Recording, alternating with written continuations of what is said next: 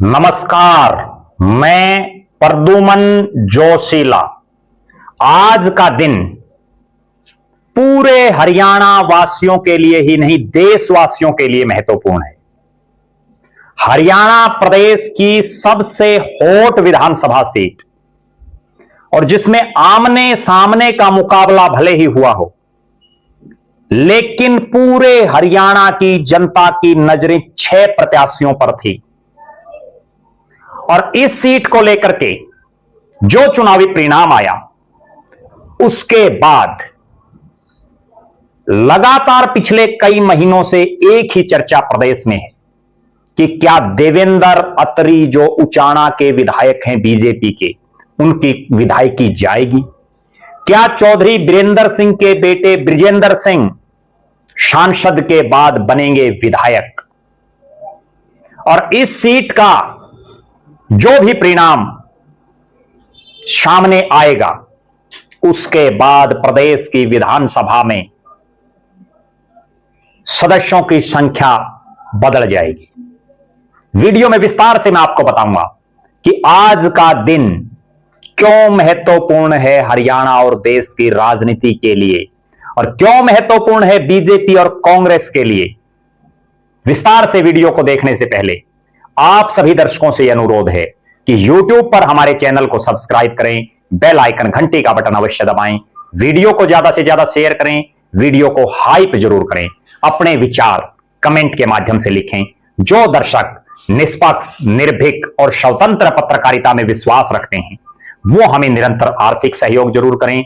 उसके लिए आप हमारे मोबाइल नंबर 94 166 74 472 94 166 74472 पर गूगल पे या फोन पे जरूर करें। अब मैं आपको जो बता रहा हूं, हरियाणा की सबसे हॉट सीट, जिसमें 2 बड़े राजनीतिक परिवारों के लाल चुनाव लड़ रहे और 4 सामान्य घरों के शख्स चुनाव लड़ रहे, बड़ा हाई प्रोफाइल चुनाव रहा। और जब चुनाव परिणाम आया तो अप्रत्याशित चुनाव परिणाम रहा। मात्र 32 वोटों से पूरे हरियाणा प्रदेश में सबसे कम मार्जिन से बीजेपी के देवेंद्र अत्री, जिनको 48,968 वोट मिले, उन्होंने कांग्रेस के बृजेंद्र सिंह, जिनको 48,936 वोट मिले, उनको चुनाव हरा दिया। चुनाव परिणाम आ गया। बहुत लोगों को यह बात हजम नहीं हुई, क्योंकि हर तरफ से यह चर्चा थी कि चौधरी बीरेंद्र सिंह के बेटे बृजेंद्र सिंह चुनावी रेस में सबसे आगे हैं।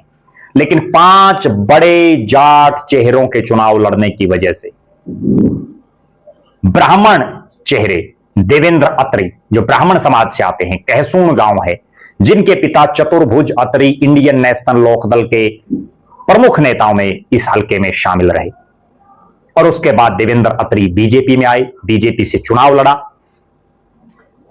चुनाव परिणाम घोषित होने के बाद इस सीट पर जो रिजेक्ट वोट हुए, उनकी रिकाउंटिंग को लेकर माननीय पंजाब एवं हरियाणा हाई कोर्ट में याचिका लगाई गई।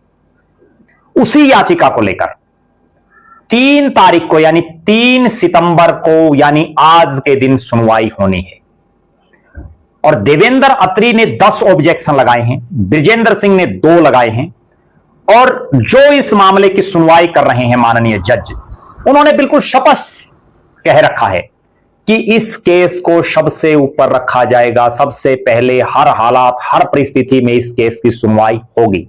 और माना यह जा रहा है, जब से लाखू बुआना गांव के सरपंच की काउंटिंग का, ईवीएम काउंटिंग का फैसला आया है, उसके बाद से यह माना जा रहा है कि यहां जल्दी से जल्दी फैसला होगा। और अगर रिजेक्ट किए गए वोटों की रिकाउंटिंग होती है तो उसके बाद चुनाव परिणाम बदल सकता है। क्यों? क्योंकि 17, जी हां, यह आंकड़ा आप सुन लीजिए, अगर 17 वोट इधर से उधर हो गई तो देवेंद्र अत्री की कुर्सी गई, बृजेंद्र सिंह यहां से विधायक बन जाएंगे। क्योंकि 32 का आधा 16, अगर 17 वोट, ये 32 वोट जीते हुए और उनमें 17 अगर उस साइड चले गए तो मामला बदल जाएगा। हालांकि जब रिजेक्ट वोटों की सबकी गिनती होगी तो यह आंकड़ा बढ़ेगा। क्योंकि उन रिजेक्ट वोटों में कितने बृजेंद्र सिंह को मिलते हैं, कितने देवेंद्र अत्री को मिलते हैं, इस पर चुनाव परिणाम निर्भर रहेगा। बहरहाल ये पूरा मामला क्या है, क्या प्रोसेस चल रहा है, 3 तारीख को क्या होगा, उस पर मैं आपको इस वीडियो में बताऊंगा, जिससे आपको एक एक चीज बड़ी बारीकी से समझ आ जाएगी। बहुत लोगों के मेरे पास फोन आ रहे हैं कि उचाना विधानसभा का चुनाव परिणाम क्या बदलेगा, क्या होगा। हालांकि पूरा प्रोसेस जब माननीय अदालत कोई फैसला देगी उसके बाद ही होगा, लेकिन उससे पहले जो प्रक्रिया अब चल रही है उस पर अगर हम बात करें तो पंजाब एवं हरियाणा हाईकोर्ट में रिजेक्ट वोटों की रीकाउंटिंग को लेकर जो याचिका लगाई गई है, कांग्रेस के प्रत्याशी बृजेंद्र सिंह और बीजेपी विधायक देवेंद्र अत्री, फैसला क्या होगा। 10 ऑब्जेक्शन लगाए गए हैं, जिनमें एक यह है कि बृजेंद्र सिंह संशोधित याचिका देने के लिए खुद नहीं आए। दूसरा यह है कि बृजेंद्र सिंह के अलावा किसी भी दूसरे प्रत्याशियों ने यह ऑब्जेक्शन नहीं लगाया। 8 अन्य भी हैं। आज सुनवाई होगी और इन ऑब्जेक्शनों पर बहस का समय दे दिया गया है। चाहे दिन में कितने भी केस हों, लेकिन सबसे पहले इस केस की सुनवाई होगी। उचाना विधानसभा इसकी सीट को लेकर लगातार माननीय अदालत में सुनवाई जारी है। कई तारीखों पर सुनवाई हो चुकी है। अगर पिछली सुनवाई में की बात करें तो सीपीसी के आदेश 7 नियम 11 का हवाला दिया गया था। कांग्रेस प्रत्याशी बृजेंद्र सिंह ने याचिका में स्पष्ट कहा है कि उचाना में हार जीत का अंतर मात्र 32 वोटों का रहा और रिजेक्ट हुए वोटों की संख्या लगभग 215 है। इसलिए रिजेक्ट वोटों की दोबारा से काउंटिंग होनी चाहिए। याचिका पर 26 अगस्त को सुनवाई हुई, जिसमें भाजपा विधायक के सीनियर एडवोकेट की तरफ से दलील दी गई। माननीय अदालत ने पिछले सप्ताह मामले की तेजी से सुनवाई की बात कही। इसके बाद 26 अगस्त को देवेंद्र अत्री के एडवोकेट ने कोर्ट से राहत प्राप्त पाने के लिए यह तर्क दिया कि बृजेंद्र सिंह की संशोधित याचिका सीपीसी के आदेश 7 नियम 11 के तहत सुनने योग्य नहीं है। अब मैं आपको सिलसिलेवार बताता हूं कि आखिर यह मामला है क्या। बृजेंद्र सिंह ने 32 वोट से जो वो हारे और जो याचिका लगाई उसमें उन्होंने स्पष्ट कहा कि कैंसिल या रिजेक्ट वोट जो हैं, यदि उनका अंतर इलेक्शन की हार जीत के अंतर से ज्यादा है तो गिनती खत्म होने के बाद उन सभी कैंसिल वोटों की दोबारा से जांच रिटर्निंग अधिकारी को मौके पर करनी होती है, लेकिन ऐसा नहीं किया गया। मामूली सा अंतर और 215 वोट रिजेक्ट या कैंसिल हो जाएं तो क्या होगा। इस चुनाव में 400 के करीब बैलेट पेपर की काउंटिंग की गई, जिनमें 215 वोट त्रुटियों के कारण रिजेक्ट या कैंसिल हो गए। 150 वोट स्कैन ना होने के कारण कैंसिल किए गए। मार्च 2025 में दायर याचिका में बृजेंद्र सिंह ने आरोप लगाए कि 150 वोट केवल इसलिए कैंसिल किए गए क्योंकि पोस्टल बैलेट के लिफाफे के ऊपर जो स्कैनर था उसकी स्कैनिंग नहीं हो पा रही थी। बहुत गंभीर मामला। बृजेंद्र सिंह ने कहा, जिन वोटों की स्कैनिंग नहीं होती उन लिफाफों को कैसे खोलना है इसकी भी प्रक्रिया है, जो गिनती के दौरान नहीं की गई। और इसी को लेकर उन्होंने कोर्ट में याचिका लगाई। उन्होंने कहा कि वोटों की हार जीत का अंतर मात्र 32 वोटों का है, इसलिए यह काउंटिंग जरूरी थी।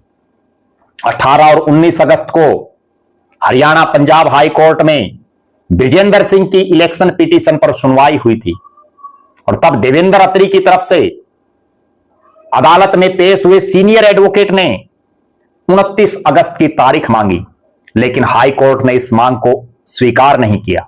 इसके बाद 28 अगस्त की तारीख की मांग की गई। देखिए आप, माननीय अदालत कितना जल्दी इस मामले का निपटान चाहती है, लेकिन हाई कोर्ट ने 28 अगस्त की तारीख की मांग को भी अस्वीकार कर दिया। इसके बाद 26 अगस्त की तारीख दी गई और बिल्कुल स्पष्ट तौर पर हाई कोर्ट ने अत्री साहब के वकील को सबसे बड़ी बात यह कही कि इस केस को रैंक ऑन प्रायोरिटी पर रखा जाएगा और इसमें बेवजह देरी के तौर तरीके ना अपनाए जाए। 25 अगस्त की सुनवाई के बाद बहस के लिए 1 सितंबर निर्धारित की गई और अब आज यानी 3 सितंबर को इस मामले पर फिर सुनवाई होनी है। बृजेंद्र सिंह चूंकि खुद आईएएस अधिकारी रहे हैं, उनको पता है इस चुनावी प्रक्रिया का, बहुत बार वो गुजरे हैं और एक राजनीतिक परिवार से भी आते हैं। चौधरी छोटू राम के राजनीतिक वारिस चौधरी बीरेंद्र सिंह के बेटे हैं बृजेंद्र सिंह, और एक ऐसा परिवार जिसमें खुद बृजेंद्र सिंह सांसद रहे, उनकी माता प्रेमलता विधायक रही, उनके पिता चौधरी बीरेंद्र सिंह केंद्र तक में मंत्री रहे, हरियाणा में वजीर रहे कई दफा, उनके दादा चौधरी नेकीराम बड़े प्रभावशाली नेता रहे और चौधरी बीरेंद्र सिंह के नाना सर छोटू राम को तो पूरी दुनिया जानती है। दूसरी तरफ देवेंद्र अत्री, जिनका परिवार पहले इंडियन नेशनल लोकदल में रहा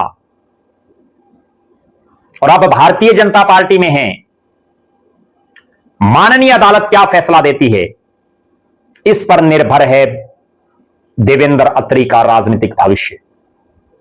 क्योंकि इस चुनाव में जब अत्री साहब जीते तो पूरे प्रदेश में उनकी जीत से ज्यादा चौधरी बीरेंद्र सिंह के परिवार के हार की चर्चा रही। यह वो सीट है जिस पर पूर्व उप मुख्यमंत्री दुष्यंत चौटाला भी जेजेपी प्रत्याशी के तौर पर चुनाव लड़ रहे थे। हालांकि वो बुरी तरह से चुनाव हारे, लेकिन उसके बावजूद सबकी निगाहें इसी बात पर थी इस पूरे चुनाव में कि चौधरी बीरेंद्र सिंह का परिवार चुनाव जीतेगा या हारेगा। भले ही 32 वोटों से चुनाव परिणाम में हार मिली, लेकिन इस याचिका के बाद और जिस ढंग से माननीय अदालत जल्दी जल्दी जल्दी जल्दी सुनवाई कर रही है, बहुत जल्दी फैसला आने की उम्मीद है।